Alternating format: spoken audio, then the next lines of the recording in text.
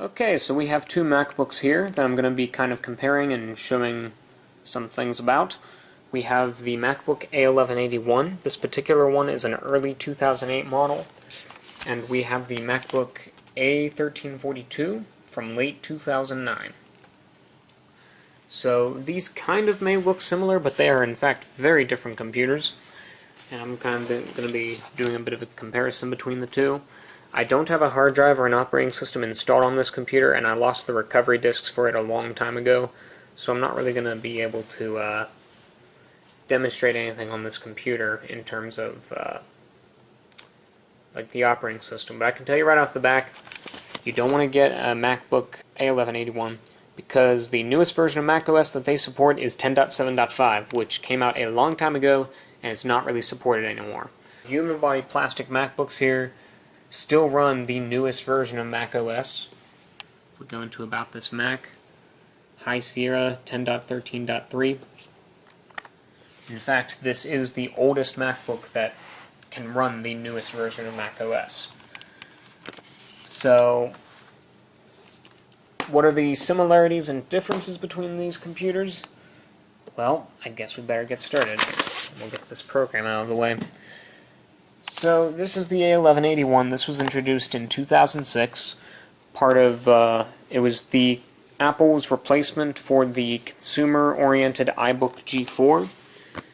This was kind of the replacement for that when Apple switched from PowerPC to Intel processors. This was the one of the first MacBooks to have a MagSafe power connector. It was the first MacBook to use a magnetic latch instead of a physical latch to hold the display shut. It was also the first MacBook to use a chiclet keyboard instead of the traditional laptop keyboard. And this is something that would later be implemented into the unibody MacBook Pros starting in 2008. Speakers on the back, ventilation, a user removable battery. Oh my goodness, that is something you would not see on an Apple product today. Because we don't want people getting into our devices. And if you remove this battery, you just twist this over and then you can remove it, and underneath here you can upgrade the RAM or the hard drive. For ports, you have MagSafe power connector, still one of Apple's greatest inventions in my opinion. I still wish they used them on their new MacBooks. Ethernet, mini DVI, kind of a weird port, but it's there. FireWire 400, 6-pin, 2 USB 2.0 ports, line in, line out jack, and headphone jack. And then Kensington lock, status light and infrared thing, and optical drive. Another rarity on new MacBooks.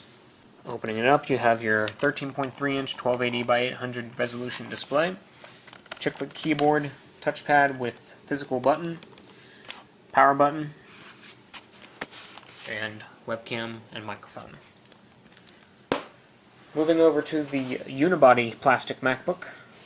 If we go around here, we have the MagSafe power adapter, Ethernet, 2 USB 2.0 ports, headphone jack, and mini display port. No FireWire, no SD card reader, no microphone jack. Excuse me. You can also see there's no more infrared port, there's just a status LED. Apple kind of was phasing out the remote by that point. And then you also have an optical drive over here. Another interesting thing is that the older oh my god, this feels so much heavier. The A1181 has your traditional rubber feet. Most laptops just have rubber feet like this. The MacBook unibody uses an interesting design where pretty much the entire bottom is rubber. It's a rubberized bottom, so that means when you have this sitting on the surface, it won't move around easily. And I think it works better than on this one. Yeah, this one moves around a lot more. If we open this up, we have the same 13.3-inch display, 1280 by 800 resolution. We have a chiclet keyboard that is similar, but not entirely the same. The keys are a little bit different, though it's really hard to notice without having them side by side. The biggest difference I can see is that the function keys are a little bit smaller on the newer one, as opposed to the older one. Also, you have a glass trackpad on here, as opposed to the old style. I don't even know what the material is. And there's no more physical button, though it does still click if you push it down. But on my model, the click is broken. But you can still tap to click, and it works perfectly fine. You also have the entire palm rest is a glossy surface. I don't like this. I prefer this more matte texture. But it does kind of keep your hands in place when you're typing, so I guess that's good. I don't know. You have a microphone here, webcam up here. Same old stuff.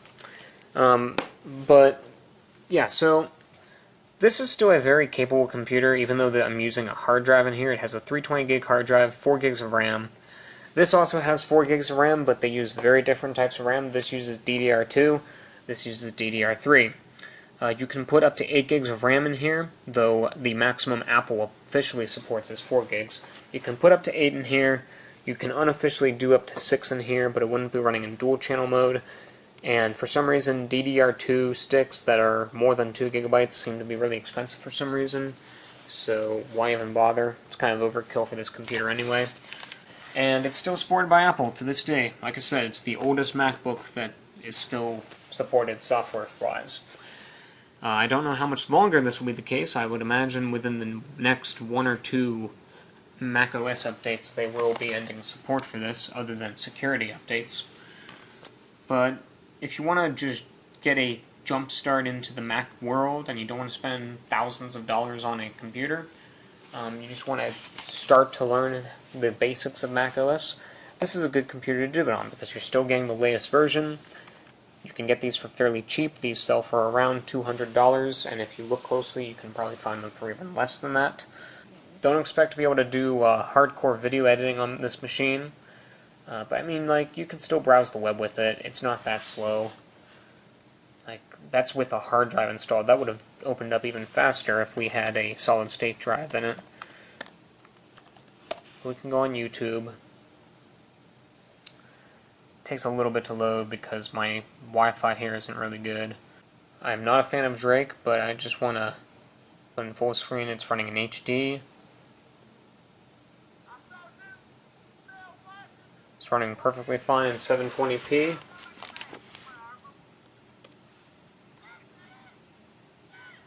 Let's see if we can do 1080p. Not that it would matter because this is not a 1080p display. But yeah, we can even do 1080p and this thing works perfectly fine. So that's pretty cool. Still do it, like, it lags a little bit, but it's not that bad. And you have your iOS type app opener thing. I think you can make multiple desktops. Yeah, you can add another desktop if you want. So I can just go between these two. Yeah, that's cool. So, yeah, I don't have GarageBand or anything installed on here because I'm selling this and I didn't want to put my Apple ID in just to install those on this computer. But you can install them. You can install the newest versions of GarageBand, iMovie, Pages, Numbers, even Final Cut Pro. Not that it would run very well on this computer, but you can do it. This one would not be a good computer to do that on because the version of macOS you'd be running would be several versions old. And while this isn't really much less powerful than this one, they both use Core 2 Duo processors, they both have 4 gigabytes of RAM, and they both accept the same hard drives or solid-state drives. You'll just get the advantages of a newer version of macOS on this computer. Whereas this one, you'll be stuck either with an old version of macOS or you'll be installing Linux or Windows on the computer anyway. At that point, you might as well get a Windows computer. Just like the looks and the aesthetics of a MacBook.